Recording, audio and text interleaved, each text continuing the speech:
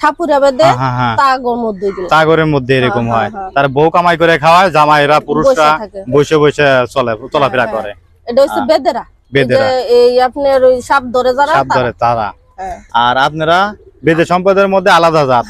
কয়টা জাত আছে আপনাদের? আমাদের মধ্যে 7 প্রকারের জাত আছে। 7 প্রকারের জাত। কি কি জাত একটু বলবেন? এটা হইছে আপনার একটা হইছে এই সান্দার জাত, একটা হইছে চাপিলা মাংতা, তারপরে বৈরাল মাংতা। এইগুলা আর কি একটা মাংতা হিসাবে আমাগো পরিচয় গেছে। বুঝছেন? আমরা বেদেই কিন্তু জাত 7টা। দুর্গন্ধ, পচা পানি, এর মধ্যেই আপনারা গোসল করেন কোথায়? নদীতেই। এই পচা পানির মধ্যেই গোসল করেন।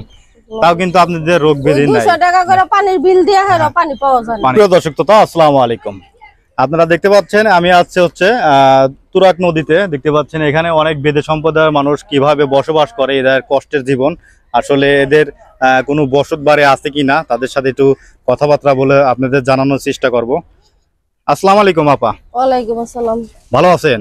আলহামদুলিল্লাহ। আপনার নাম কি? আমার নাম রমিজা। রমিজা, আচ্ছা। আপা, এই যে আপনারা কি বেদে সম্প্রদায়ের লোক না? হ্যাঁ। আচ্ছা, আপনাদের কি কোনো বসত বাড়ি মানে এখানেই সবকিছুই? হ্যাঁ, এখানেই সবকিছু। এখানে 30 বছর যাবত আছি। 30 বছর ধরে আছেন? হ্যাঁ, আমার বিয়ে হয়ে আসছে 30 বছর ধরে। 30 বছর ধরে আছেন। আচ্ছা, আপনাদের কোনো মানে বসত বিটা বাপ দাদার সবকিছু কি এখানে নদীতেই?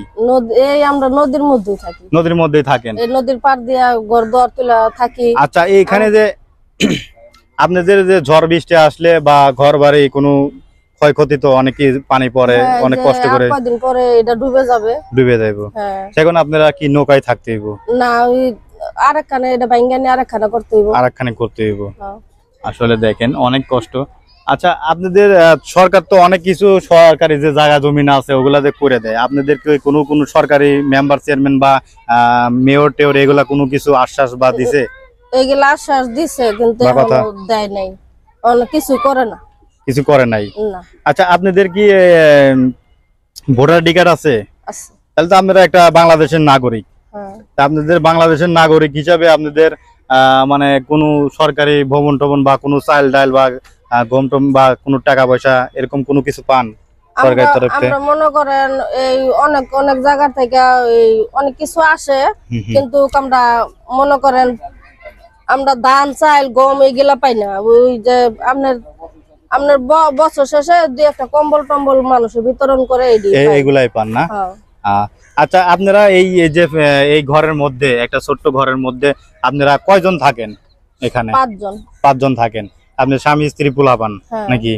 আসলে এর মধ্যে তো দেখা যায় যে কারেন্ট নাই, বিদ্যুৎ নাই, পানি নাই, টয়লেটের ব্যবস্থা নাই।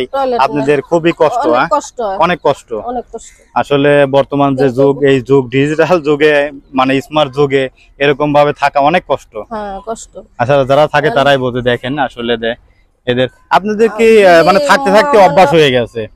শেখ হাসিনা যদি প্রধানমন্ত্রী যদি আমাকে কিছু সহযোগিতা করতো তাহলে তো আমরা একটু সচ্ছল চলতে পারতেন। আচ্ছা, আপনি কি আপনার ব্যবসার মানে উৎস কি আপনার স্বামীর বা আপনার? আমি কোনো ব্যবসা করি না, কারণ যেহেতু আমার একটা নয়ন নাই, মানে আপনার চোখ মানে অঙ্গ নাই, তাই আমি কিছু করি না, আমি প্রতিবন্ধী। তারপরে ওই আমাদের বাবুর আব্বা ওই বাজারে একটু মাছ টাছ কাটাকাটি করে, তো এই কাটাকাটির পয়সা দিয়ে আমাকে সংসার চলে কোন রকম। আর যে জিনিসপাতির বর্তমানে দাম একটু চলতে একটু কষ্ট হয়। কলের টিউবওয়েলের বিল দিতে হয় 200 টাকা, প্রতি বাতি বিল দিতে হয় 200 টাকা, ফ্যান বিল দিতে হয় 200 টাকা, সবকিছু 200 টাকা করে বিল দিতে হয়। মানে আমরা আপনার ছেলে মেয়ে কি লেখাপড়া কোনো সুযোগ পান? আমার ছেলে মেয়ে নষ্ট হয়ে গেছে, কারণ আমরা গার্জিয়ান ওয়া হইরো আমরা কিছু করতে পারেন নাই। টাকা পয়সার একটু অভাব, লেখাপড়া করাইতে পারেন নাই।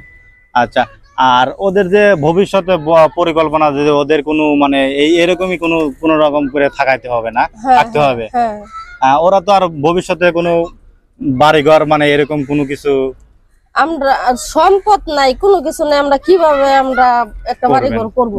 বর্তমানে মানে সম্পদ যে থাকতো, টাকা আয় হয় সে টাকা দিয়ে কি আপনারা খাওয়া খাদ্যে চলে যায়? হ্যাঁ। আচ্ছা, আপনারা কি কোনো উন্নত করতে পারতেছি না? আপনারা কি এই টাকা পয়সা কামাই রুজি করে বা জমা বা কোনো বাড়িঘর কি করতে পারবেন বা করতে পারেন কোনো রকম? এরকম কোনো সিচুয়েশন নাই।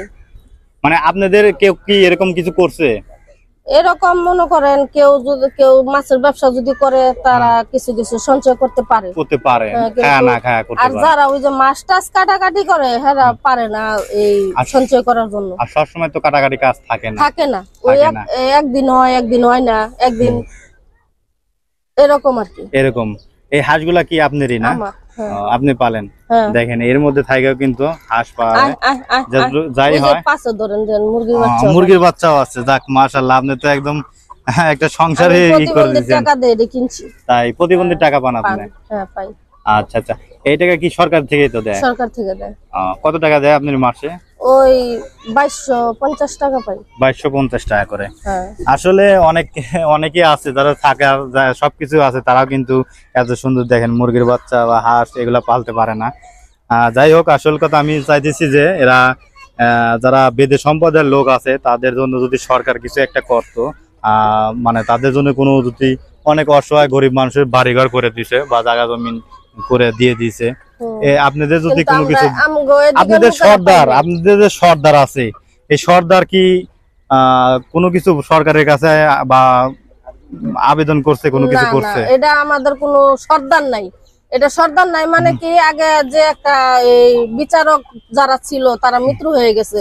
তারা মৃত্যু হয়ে যাওয়ার পরের থেকে এই এলাকার মধ্যে যারা যারা আছে হেরা এটির মধ্যে কোনো আগ্রহ নাই, মাথা কামায় না, মাথা কোনো কামায় না। যে আমাদের এতটি লোক, এখানটা অনেকটি লোক আছে, কিন্তু এতটি লোকের কোনো হেরা ই করে না, কোনো মাথা কামায় না, কোনো আপনার এই কয় না যে বলে আমরা একটা সহযোগিতা সবারে করে দিই, এই কথাগুলো কেউ বলে না। আচ্ছা, বেদে সম্প্রদায়ের লোক যে স্বামীরা, ছেলেরা, যে পুরুষরা, এরা 3-4টা করে বিয়ে করে বা 5-6টা করে বিয়ে করে বউরাই কামাই করে খাওয়ায়, এরকম কিছু কথা আসলে শোনা যায় না। এই জায়গায় না, এটা যারা সাপুরা বেদে তাগরের মধ্যে এরকম হয়। তার বউ কামাই করে খাওয়ায়, জামাইরা পুরুষরা বসে বসে চলাফেরা করে। এটা হচ্ছে বেদেরা।